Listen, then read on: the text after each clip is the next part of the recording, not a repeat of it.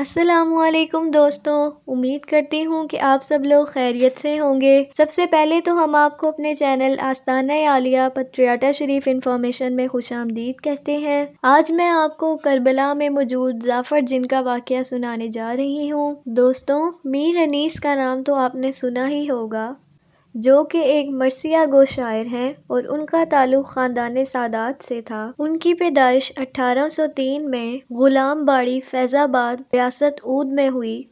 دوستوں، میر انیس جہاں ایک شاعر تھے وہاں ایک عالم دین بھی تھے۔ میر انیس لکھنؤ کی جامع مسجد میں بچوں کو قرآن کی تعلیم دیا کرتے تھے۔ ایک دن ایک عجیب واقعہ پیش آیا۔ ایک چھوٹا سا بچہ میر انیس کے پاس آیا اور کہا کہ ایک عورت وہاں کھڑی ہے اور آپ سے ملنا چاہتی ہے۔ میر انیس جب وہاں آئے تو انہوں نے دیکھا کہ ایک عورت سامنے کھڑی ہے جس نے سیاہ برقعے سے اپنے آپ کو ڈھانپ رکھا ہے۔ میر انیس نے انہیں سلام کیا اور کہا کہ اگر آپ کو کسی چیز کی ضرورت ہوتی تو مجھے بلا لیا ہوتا، آپ خود یہاں چل کر کیوں تشریف لائی ہیں؟ وہ عورت بولی اور کہا، اگر اللہ مجھے بیٹا دے گا تو میں اسے دین کی تعلیم دلواؤں گی، اور میں چاہتی ہوں کہ میرے بیٹے کو آپ اپنی شاگردی میں لیں اور دین کی تعلیم سکھائیں۔ دوستوں، وہ لڑکا مسجد میں داخل ہوا اور اس نے میر انیس کی شاگردی اختیار کر لی۔ ایک دن ایک عجیب واقعہ پیش آیا۔ میر انیس جب اپنے گھر سے مسجد میں تشریف لائے تو وہ بہت پریشان تھے۔ اس پر وہ چھوٹا لڑکا جو میر انیس کا شاگرد تھا وہ آپ کے پاس آیا اور کہنے لگا کہ کیا بات ہے، آپ اتنے کیوں پریشان نظر آ رہے ہیں؟ میر انیس نے کہا کہ ہاں، میں بہت پریشان ہوں کیونکہ میری بیوی گھر میں بہت بیمار ہے اور طبیب نے کہا ہے کہ یہ دنیا میں ناممکن ہے، کیونکہ 1000 میل کی دوری پر شاہی باغ میں ایک پودا ہے، اگر اس پودے کے پتے لا کر ان کی دوا بنا کر اسے کھلائے جائیں تو یہ ٹھیک ہو سکتی ہے، نہیں تو ان کی طبیعت ٹھیک نہیں ہوگی۔ چھوٹے لڑکے نے کہا، اگر میں آپ کی اجازت سے پودا لاؤں؟ میر انیس پہلے تو حیران ہوئے کہ ایک چھوٹا سا لڑکا 1000 میل دور اس پودے کو کیسے لا سکتا ہے۔ اس پر میر انیس نے کہا کہ تم کیوں میرے ساتھ مذاق کر رہے ہو؟ دوستوں، چھوٹے لڑکے نے کہا کہ آپ میرے استاد محترم ہیں، میں آپ کے ساتھ مذاق کرنے کی جرأت کیسے کر سکتا ہوں؟ آپ مجھے اجازت دیں تو میں وہ پودا لے آؤں گا۔ لیکن میر انیس نے اسے مذاق سمجھا اور لڑکے کو وہ پودا لانے کی اجازت دے دی۔ پھر میر انیس کی نظر دروازے پر پڑی کہ وہ لڑکا دروازے سے باہر گیا اور 2 منٹ کے بعد بہت سے پودوں کے پتے اپنے ساتھ لے کر آ گیا، اور ان پودوں کے پتے بھی بالکل تازے تھے۔ میر انیس جلدی سے ان پودوں کے پتوں کو لے کر اپنے گھر گئے اور ان پتوں کی دوائی بنا کر اپنی بیوی کو دی اور ان کی بیوی ٹھیک ہو گئی۔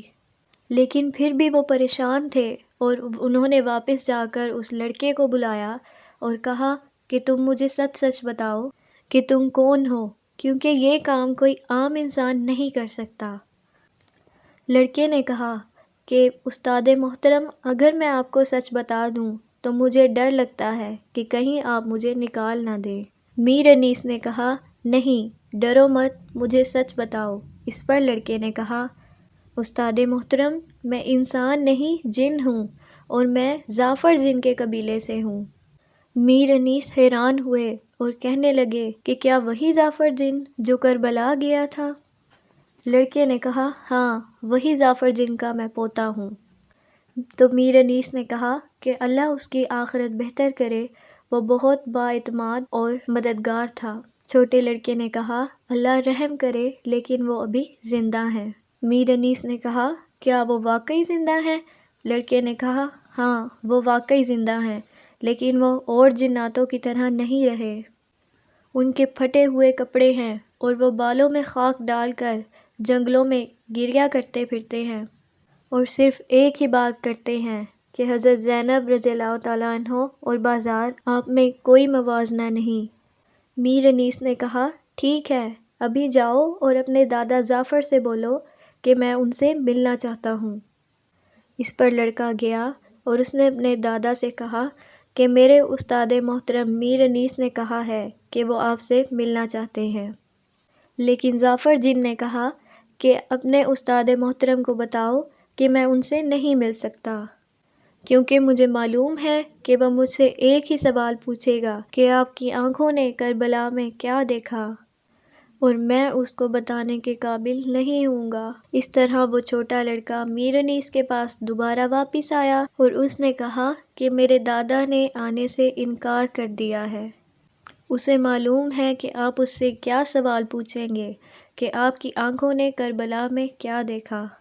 اس پر میر انیس نے اس چھوٹے لڑکے سے کہا کہ ایک بار پھر اپنے دادا کے پاس جاؤ اور ان سے جا کر کہو کہ اگر وہ اس بار نہ آئے تو میں اللہ تعالیٰ کی عدالت میں شکایت کروں گا اور روز محشر کہوں گا کہ میں نے جعفر جن کو بلایا تھا لیکن وہ نہیں آیا۔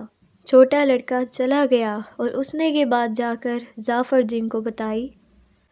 جعفر جن نے کہا ٹھیک ہے، واپس چلے جاؤ اور اپنے استاد محترم سے کہو کہ میں جمعرات کے روز ان سے ملوں گا۔ میر انیس نے جب یہ سنا تو وہ جمعرات کی شام کا انتظار کرنے لگے اور انہوں نے اپنا کام جلد ہی ختم کر لیا اور جعفر جن کے آنے کا انتظار کرنے لگے۔ دوستوں، میر انیس جمعرات کو مسجد کے گنبد کے باہر جعفر جن کا انتظار کرنے لگے۔ پھر انہوں نے دیکھا کہ ایک انتہائی بوڑھا شخص جس کی پلکیں زمین کو لگ رہی تھیں وہ وہاں پر کھڑا ہوا تھا۔ میر انیس نے انہیں سلام کیا اور کہا کہ کیا آپ جعفر جن ہیں؟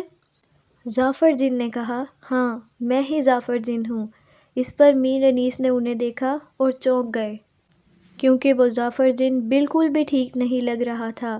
اس کے بالوں میں خاک تھی، لباس پھٹا ہوا تھا اور آنکھوں سے آنسو جاری تھے۔